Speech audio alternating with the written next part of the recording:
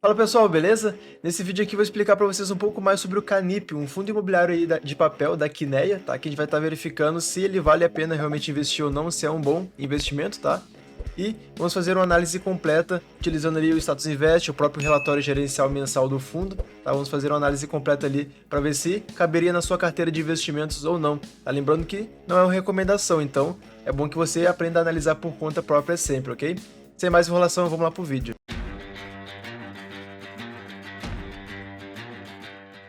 Começando aqui então, pessoal, pelo boletim mensal dos FIIs da B3, a gente pode perceber que o Canip, ele foi o fundo imobiliário mais negociado nos últimos 12 meses, então ele tem uma liquidez muito grande, um volume de negociação muito grande, tá?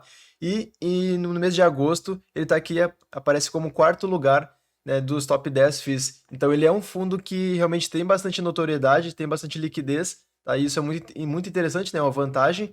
E a gente vai verificar agora o porquê, né, que o pessoal tem visado tanto ele, né? Lembrando que ele é um fundo imobiliário que a sua carteira ela é bastante atrelada ao juro real, né? É corrigida pela inflação, pelo IPCA. Então, ela, de certa forma, se beneficiou nos últimos tempos por essa alta da inflação, ok?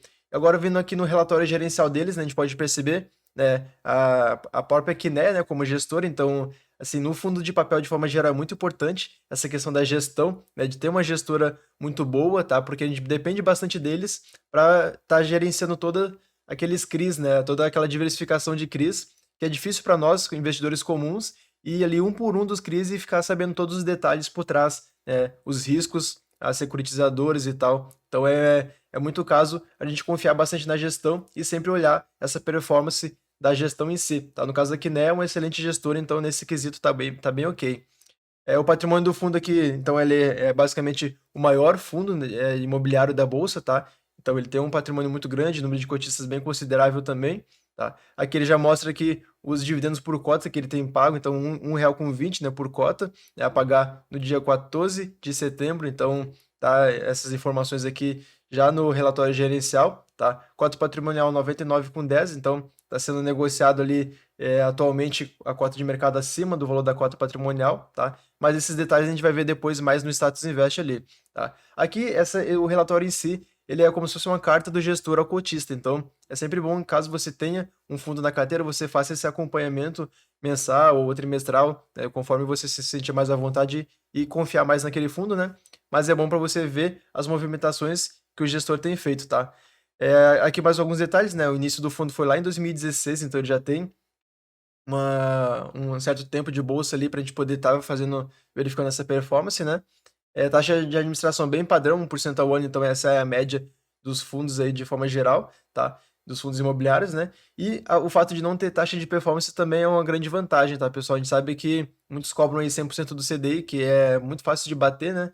Então, não tendo taxa de performance é muito tranquilo, ok? Se for ter, é o caso você cobrar que seja, né, atrelado ao IPCA mais 4, 5, 6% ao ano, para poder realmente compensar essa questão da performance em si do gestor, tá? E aqui o gestor, aqui, né, como eu falei para vocês, né, administrador entregue. Aqui vai ter mais um pouco das movimentações em si, tá? E aqui eu vou mostrar para vocês um pouco do resumo da carteira, tá? Então pode perceber, né, no caso da alocação por instrumento, né, que basicamente 95% é só o CRI, né? Então ele é um fundo de papel normal, então tem uma porcentagem bem grande, né? Tem um pouquinho de cotas de outro fundo aqui e um pouquinho de caixa, mas predominantemente CRI mesmo, ok? E indexadores, né, o grande parte de IPCA, como eu falei para vocês, né? A ideia desse fundo é essa, um pouquinho de GPM e Selic também, tá? E essa diversificação aqui por setores, né, tendo grande predominância nos escritórios em si. Tá? Um pouco aqui da questão da negociação e liquidez, né? A gente sabe que está bem alta, né, atualmente.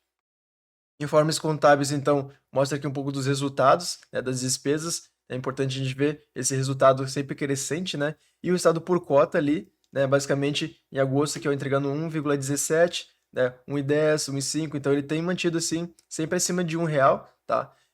Aqui, quando pegou aquele período de setembro, outubro do ano passado, né, tava menos, mas desde novembro de 2020 para cá, tem realmente entregue bons dividendos aí para os seus cotistas, tá?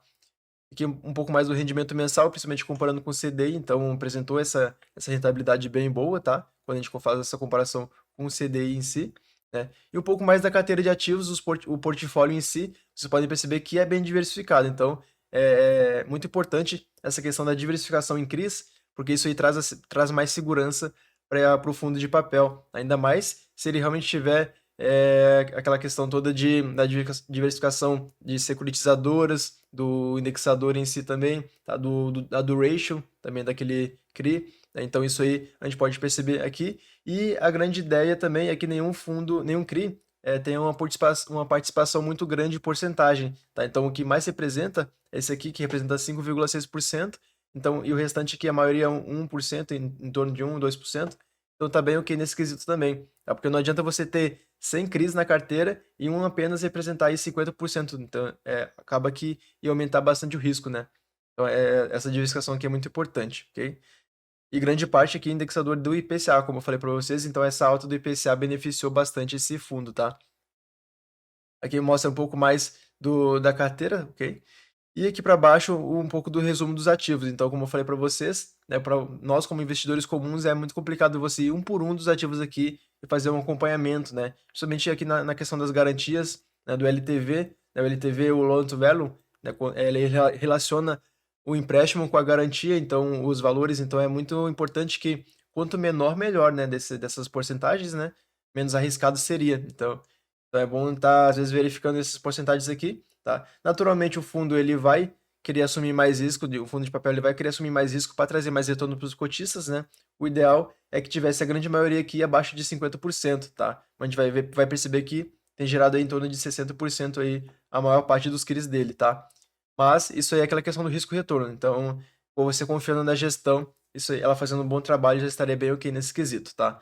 Indo aqui para a parte do status invest, a gente pode perceber então no IFIX, né, ele é esse quadrado maior aqui, ó, então ele é o maior fundo aí da bolsa e o que representa mais no IFIX também, tá? 5,9% basicamente do nosso índice de fundos imobiliários é o Canip, né, o que é índice de preços.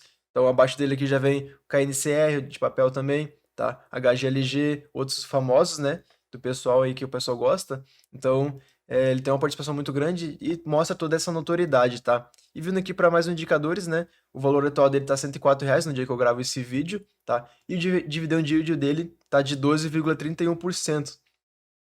Ou seja, se você quisesse, por exemplo, receber R$ 1.000 por mês nesse fundo, você teria que transformar, por exemplo, no anual, tá? 12 mil por ano, e dividir por 12,31%, tá? 12 mil dividido por 12,31% daria um total aí de basicamente R$ 97.000 em média que você teria que ter investido nesse fundo para receber, por exemplo, R$ 1.000 por mês, tá? Esse valor aqui, essa porcentagem sempre varia, tá, pessoal? O valor da cota em si, tá? O dividend yield sempre varia, é só para a gente poder ter uma noção de questão de valores, né? Quanto que eu teria que investir para receber mais ou menos para você buscar um dividend yield ideal para sua carteira, né? E uma renda passiva para você, ok?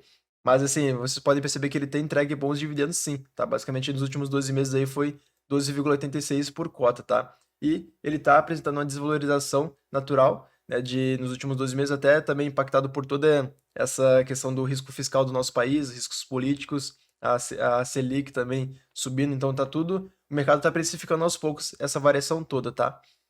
Aqui para baixo a gente pode perceber também a questão do PVP, então tá 1,04, né?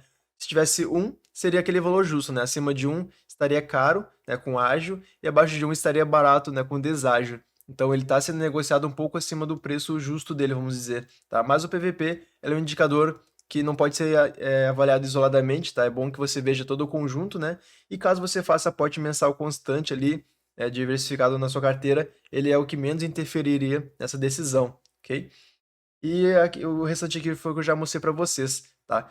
Vou mostrar aqui também a questão dos juros compostos, então a gente colocou aqui no site do Clube FI, eles têm essa ferramenta, né? Então ele calcula aqui quanto que você iria render, né, se você tivesse reinvestindo os dividendos, ou seja, aplicando os juros compostos, né? Então pode perceber que no gráfico, desde 2016 até os dias atuais, é somente a valorização da cota, né? Não reinvestir nos dividendos, ou seja, a cota valorizou e você ganhou dividendo, e aqui seria reinvestir nos dividendos. Então pode perceber que no longo prazo faz diferença você comprar mais cotas com os dividendos. Então, se você não utiliza essa renda passiva para nada, é o caso, e ela fica parada ali o dinheiro na corretora, às vezes é o caso você pegar esse dinheiro e reinvestir para poder comprar mais cotas e fazer os juros compostos se aplicar, tá? Isso aí no longo prazo faz bastante diferença, né? Aqui, de 2016 para cá, não dá para ver tanta diferença, né? Só um pouco aqui.